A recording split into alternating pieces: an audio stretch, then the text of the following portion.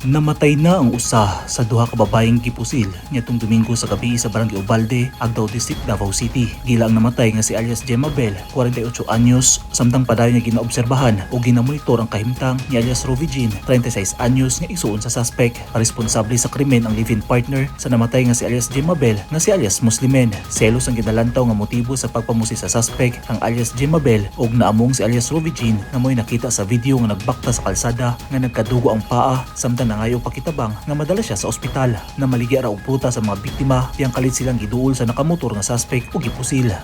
While nagtinda kini diya sa Ubalde kay mga food vendor man sila, while nagtinda dito sa Ubalde dapit, ni kalit lag-agi ang suspect nga nakamotor o gibaril. Matod sa usa sa mga witness sa insidente, upat kay gayon nakapabuto sa iyang pusil ang suspect ngadto sa mga biktima. Pero sumala sa Davao City Police, isolated case ang pangitabo. Padayon ng hot pursuit operation sa nakasibat nga suspitsado.